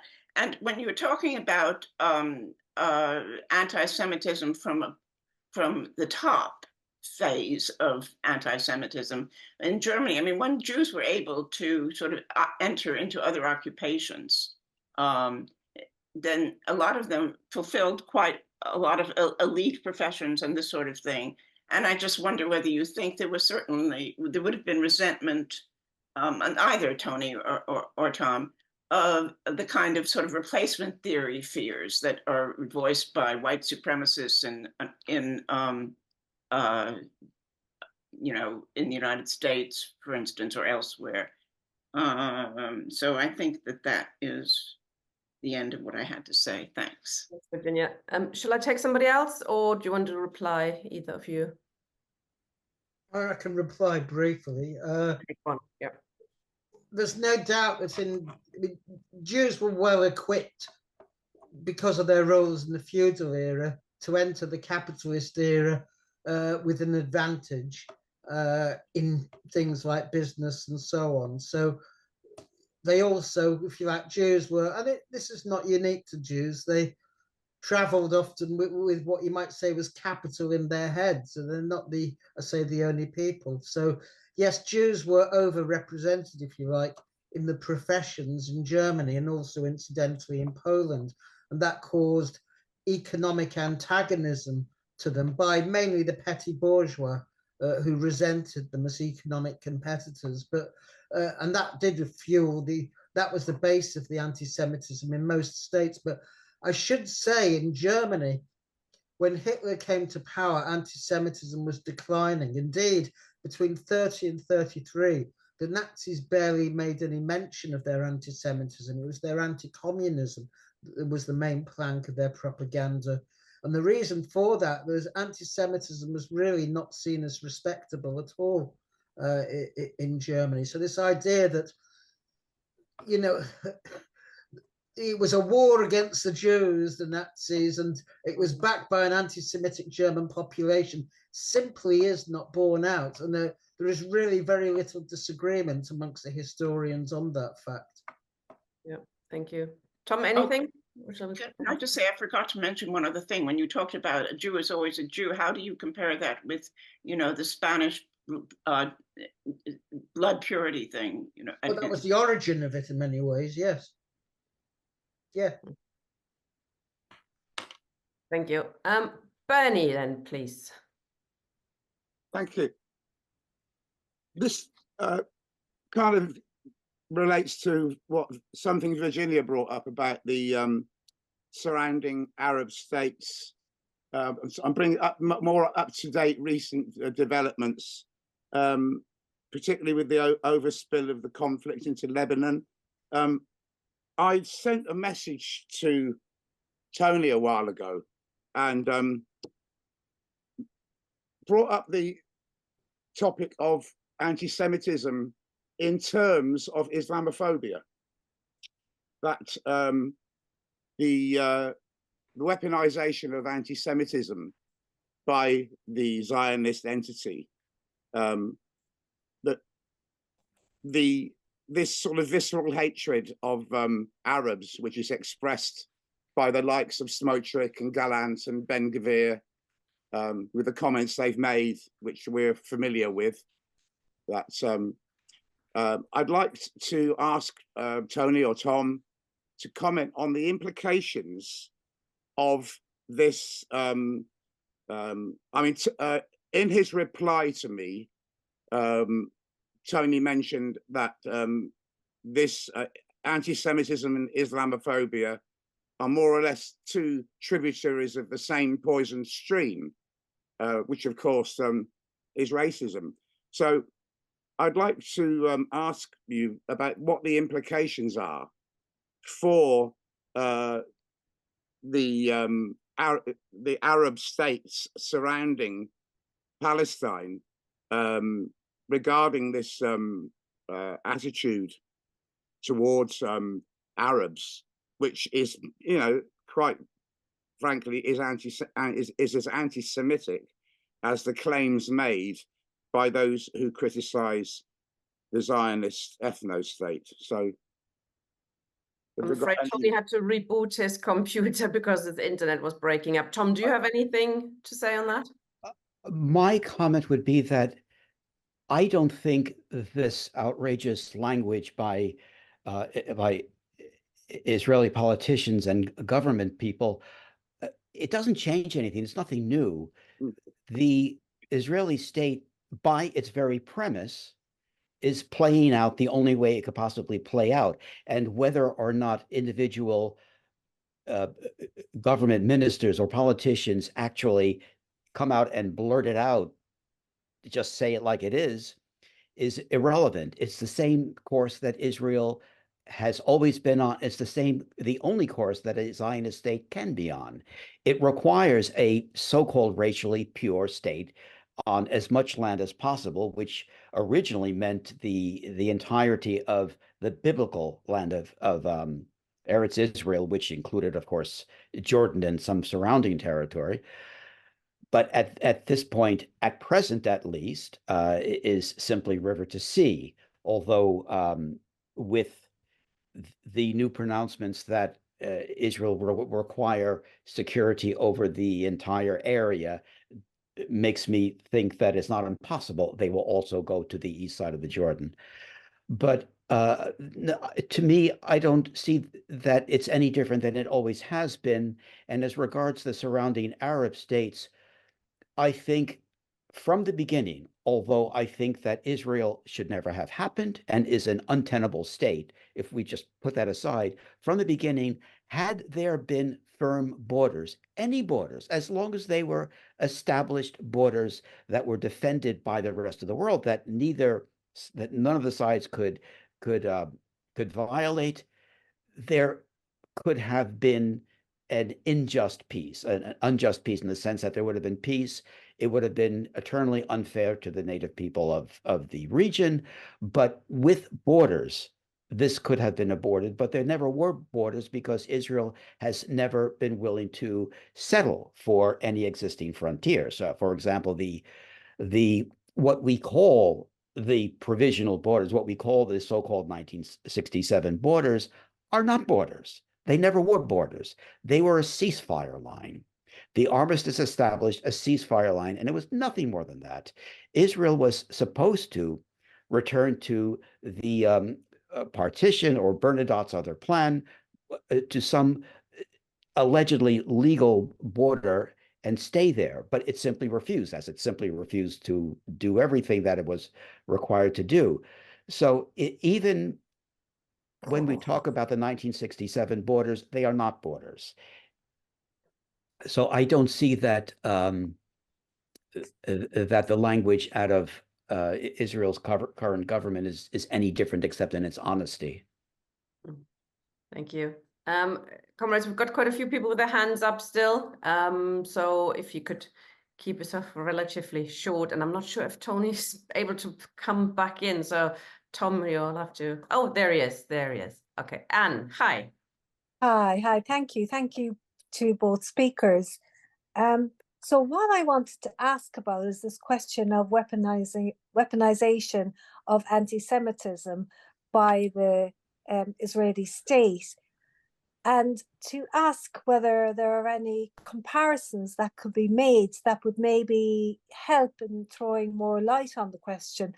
So you could say that there are states, and there are states in the world where Islam is the state religion, and that it uses Islam in order to detract any attention, any negative attention from itself, in order to seal off its population from criticisms of it from the rest of the world. And these people are Islamophobic, etc., etc.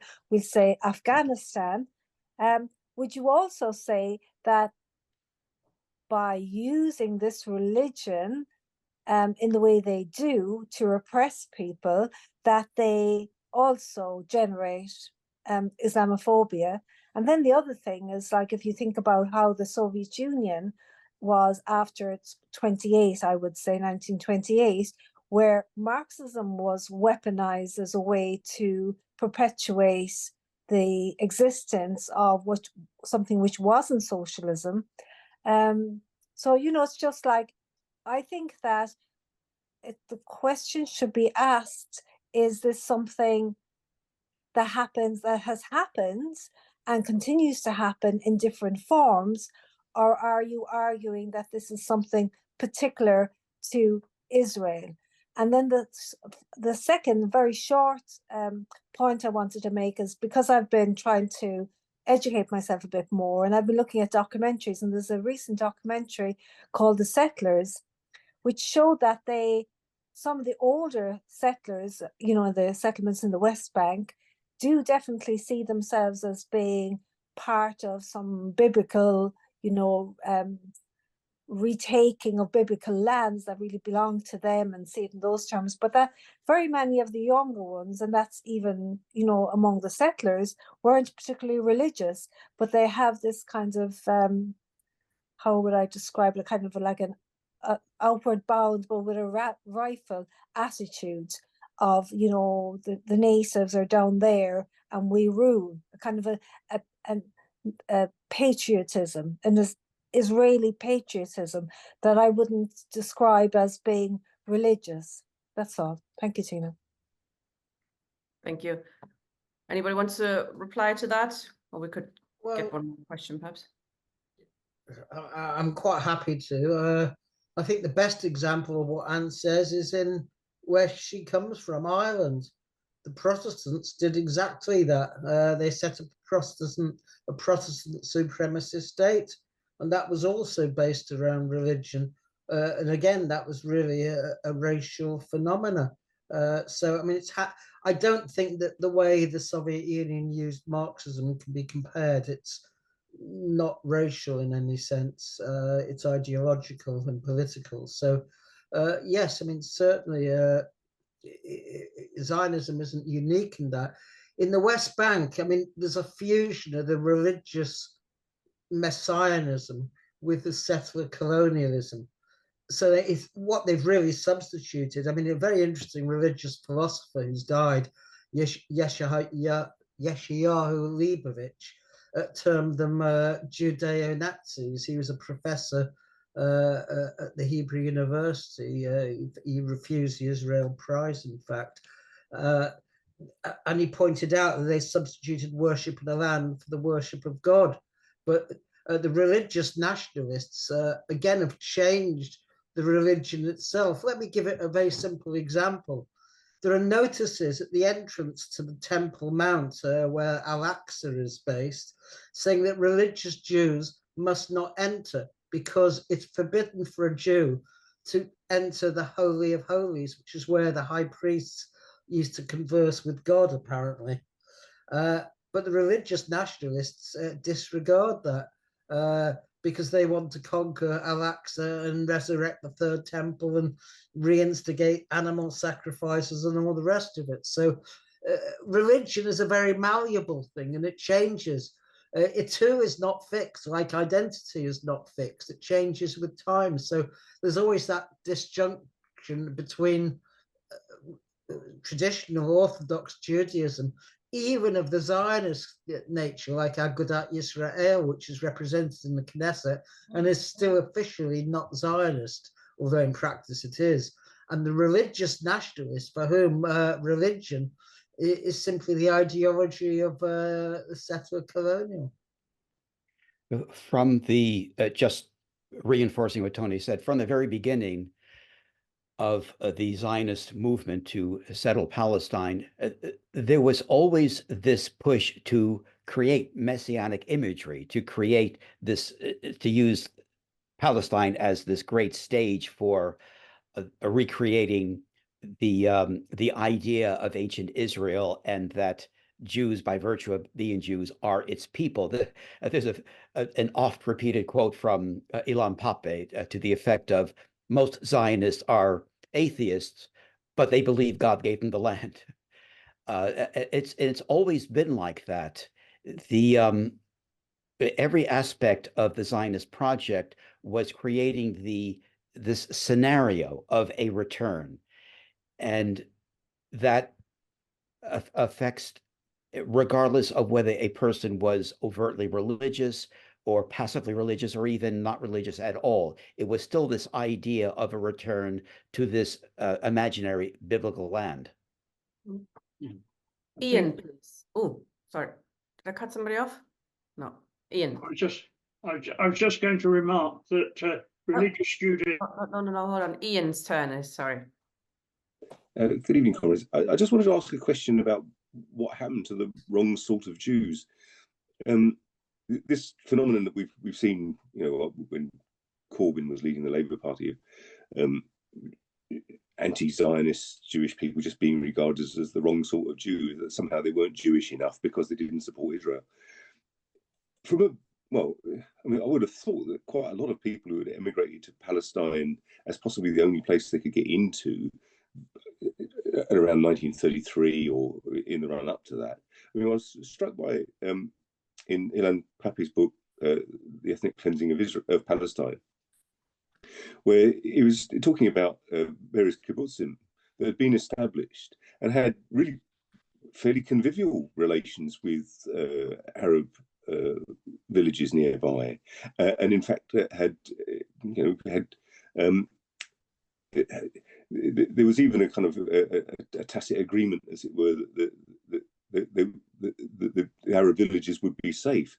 And what seems to have destroyed any kind of trust and relationship between Jews and Palestinians was the actions of the various Zionist militias, the Irgun and the Haganah and above all Lehi. Now, Lehi were particularly extraordinary, weren't they? Because they actually argued effectively that a Nazi victory would be in Zionism's best interests, and then didn't they subsequently style themselves as national Bolsheviks or something? Anyway, what I was getting to was what became of all of those Jews who must have been pretty left-wing, but had to get out of Germany, had to get out of Austria, had to get out of Poland, ended up in Palestine because maybe that's the only place they could get to, and had been having convivial, neighbourly kind of relations with Arabs. What happened to them? Were they just simply exterminated? Were they driven underground?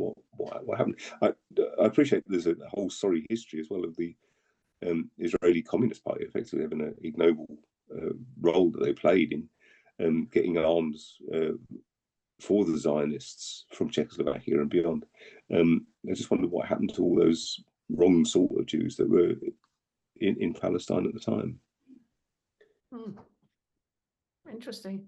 Who wants to go first? Tom?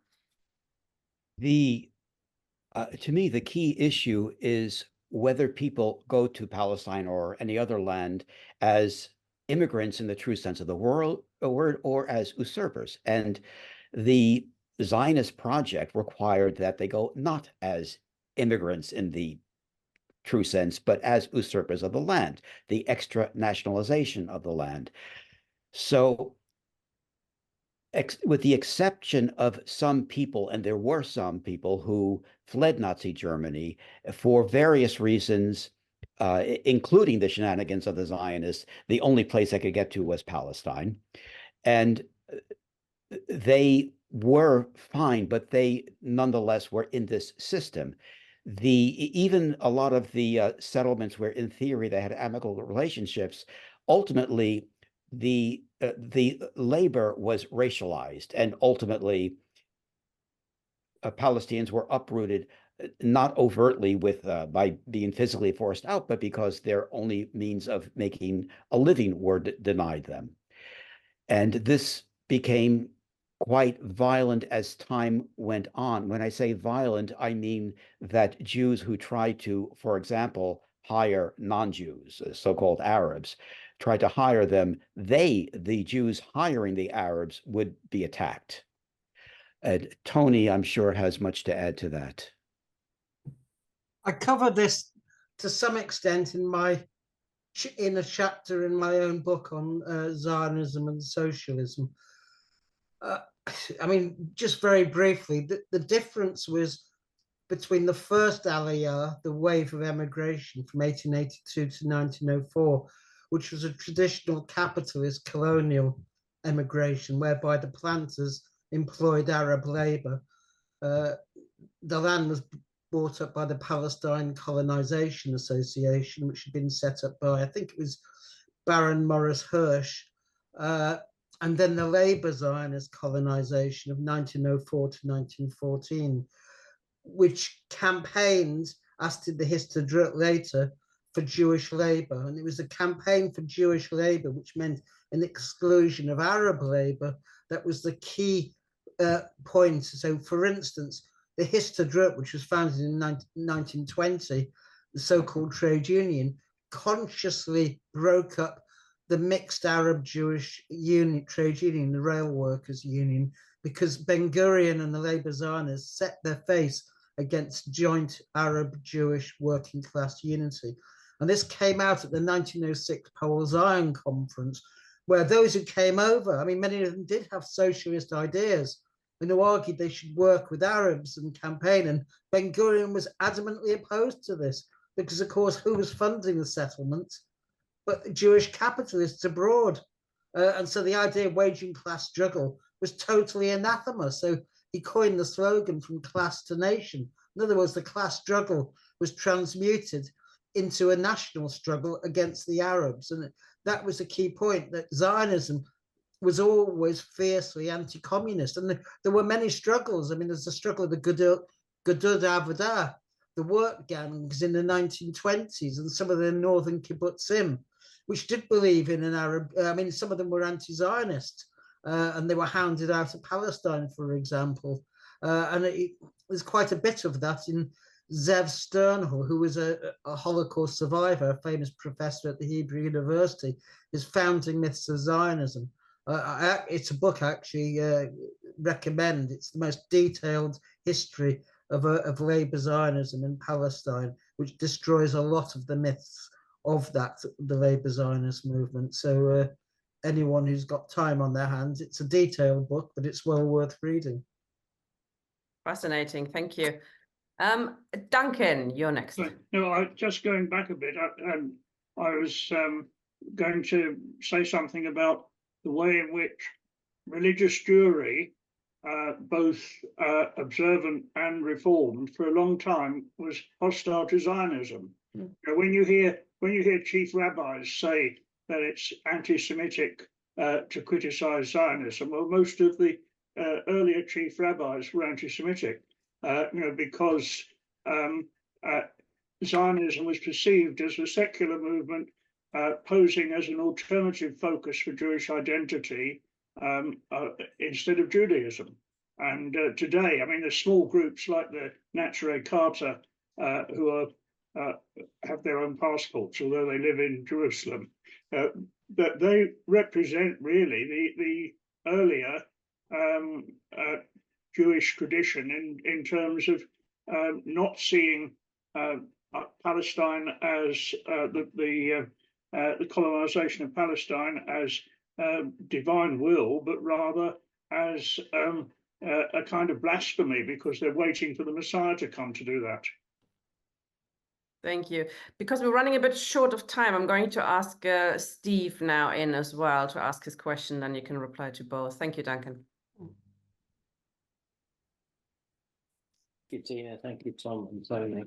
I have some sympathy. I think I wouldn't dismiss it to the point that Tom made at the beginning, which is that we need to think hard about terminology because it's quite confusing, the terms.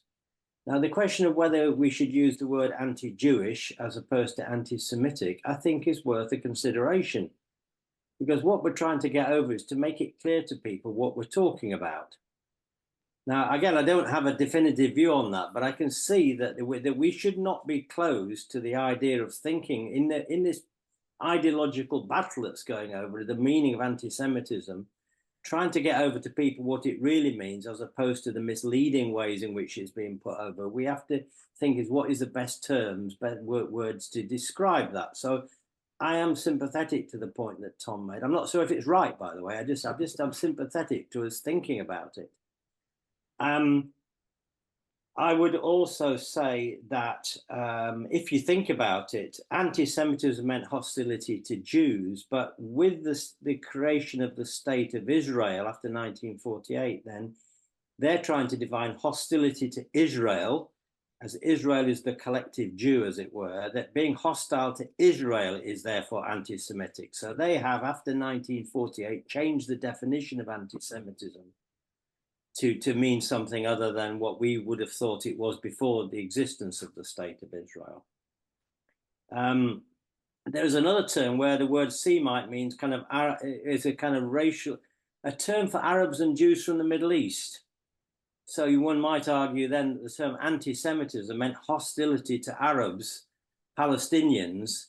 So in a way, Israel was being anti-Semitic in the way it is treating the Palestinian Arabs. So, I mean, I'm not saying I go with that, but I mean, the word Semite also meant something else.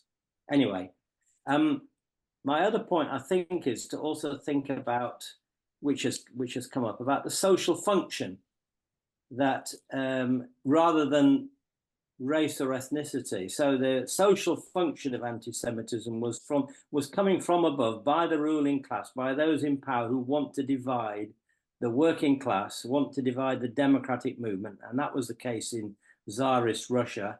It was the case in the Weimar Republic, in Republican France, and in Britain. So the function, so in a sense, anti-Semitism had a function to keep the working class divided, and in that sense, you could imagine that the word Jew doesn't necessarily mean a racial term. It's anybody who fulfills that function in our society is playing that particular role. So in that sense, Jews might be a metaphor for those people in our society, like Muslims, for example, that might be playing that function to keep people divided.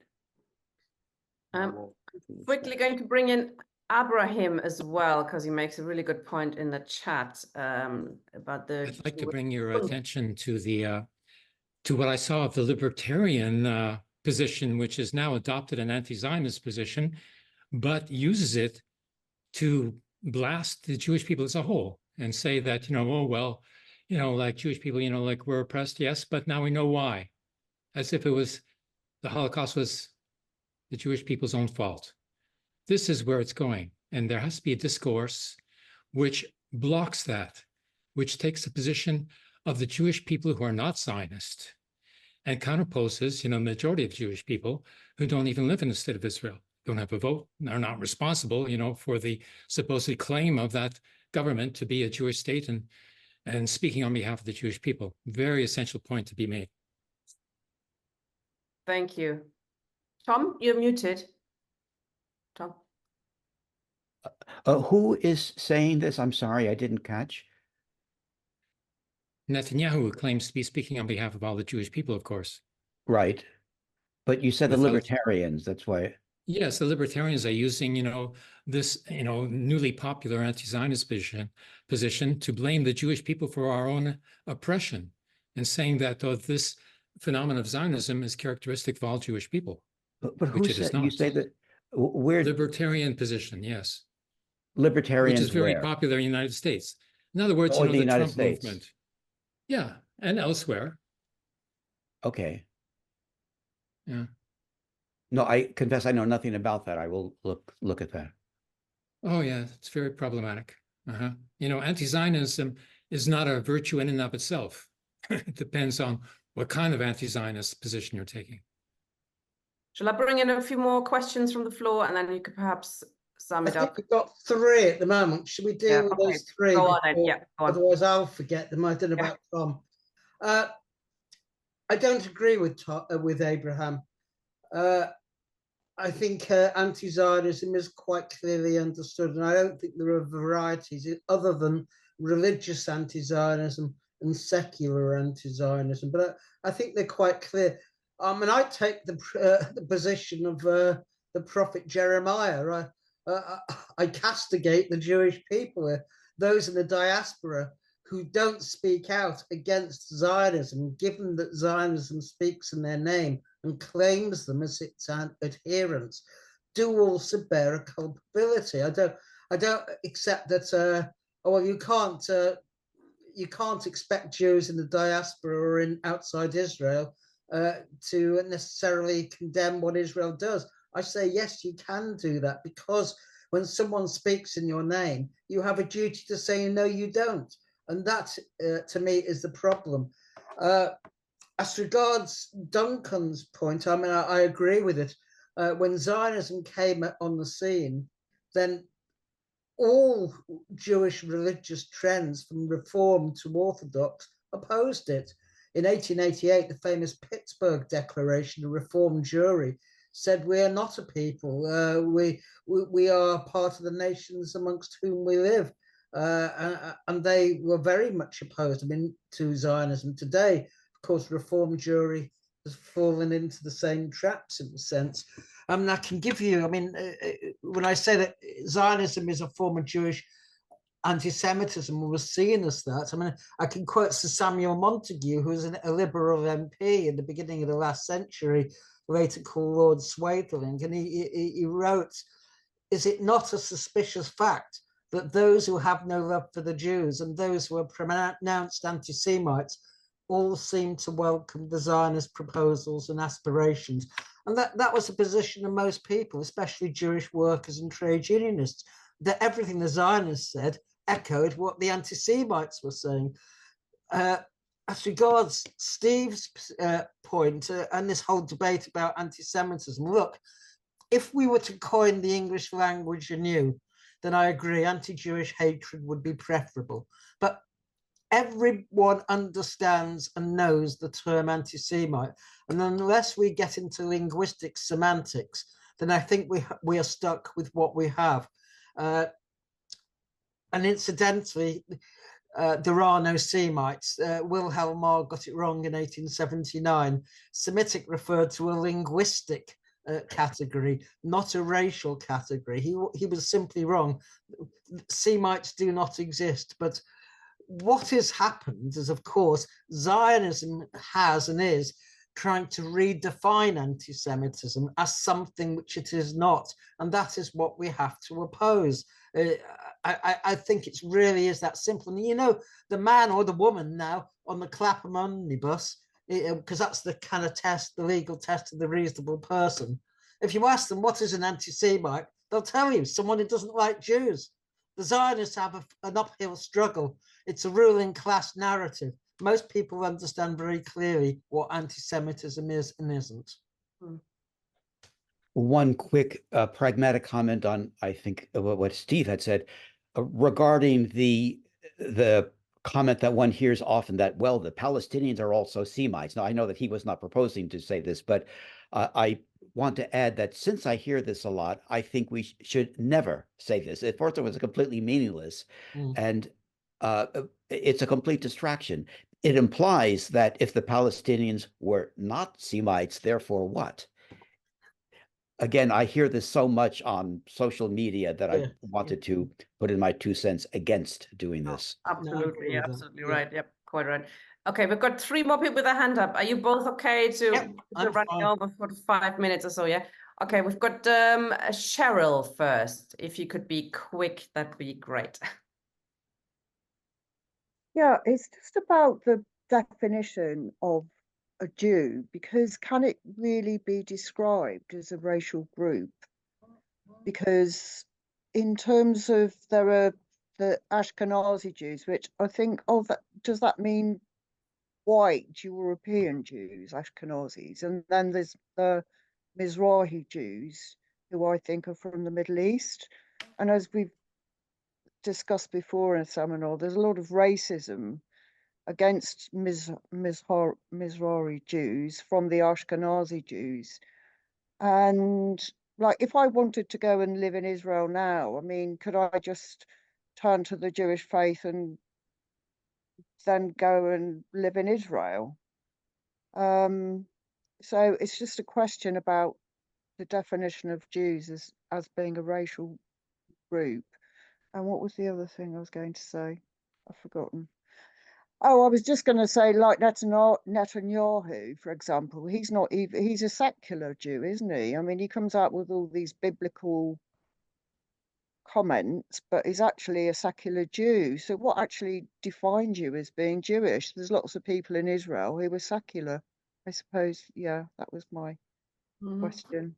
Interesting. We've got Karen in the audience. I think you can speak now if you'd like to.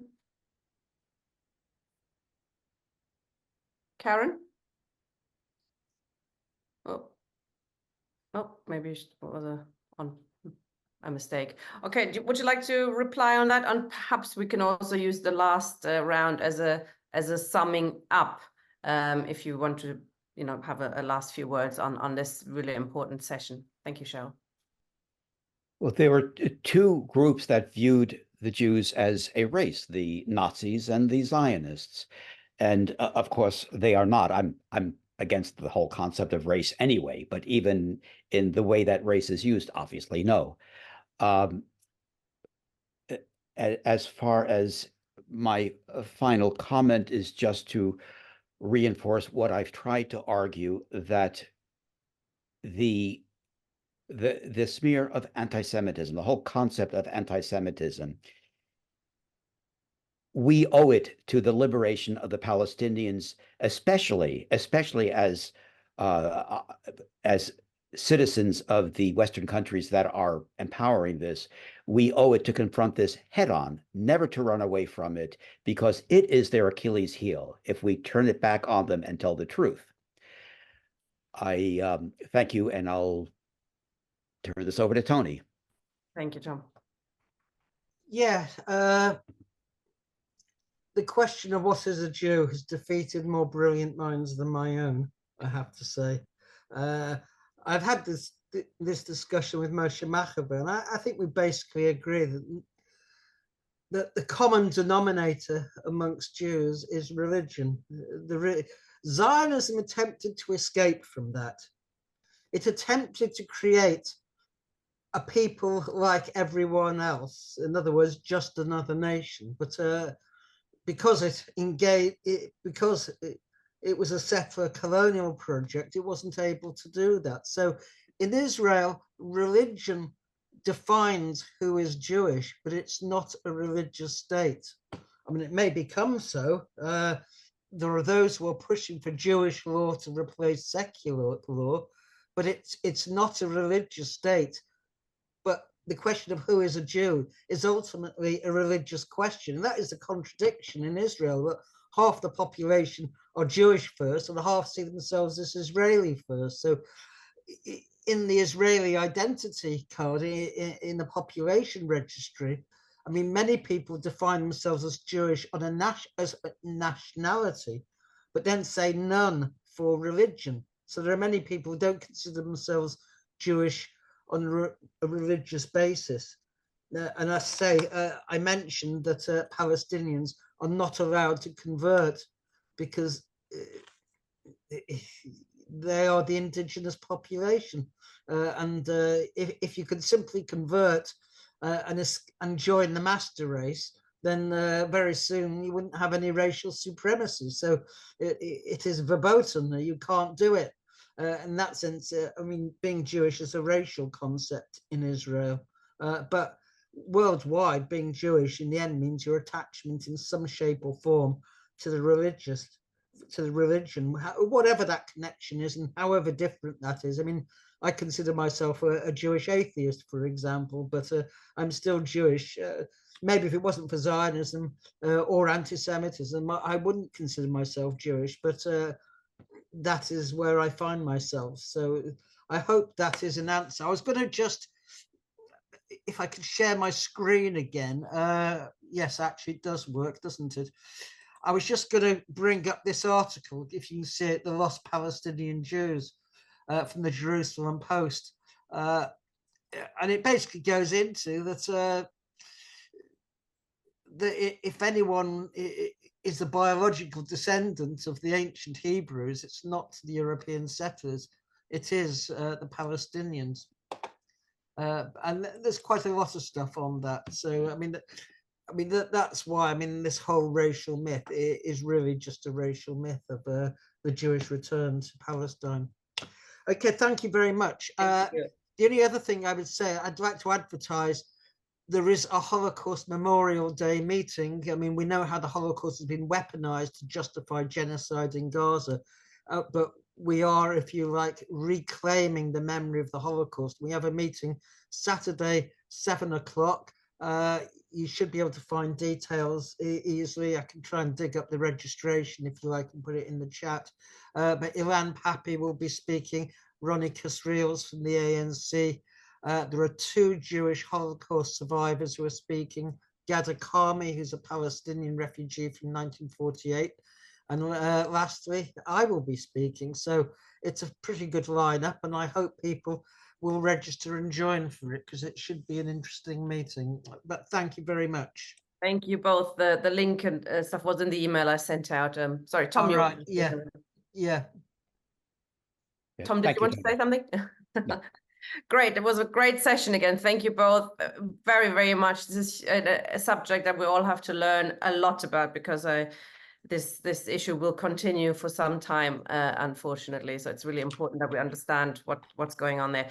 Next week, we'll be looking at Nasser and the Arab revolutions, Pan-Arabism, with Yasmin, Martha, and I hope lots of you will be joining us again. There were over 150 people in the meeting today, which is great, which shows there's a real thirst for understanding the situation that's going on. Thank you very much, Tom. Thank you very much, Tony. And thank you, Tina. Next week, comrade. Thank you, Tina. Okay, thanks a lot. Bye.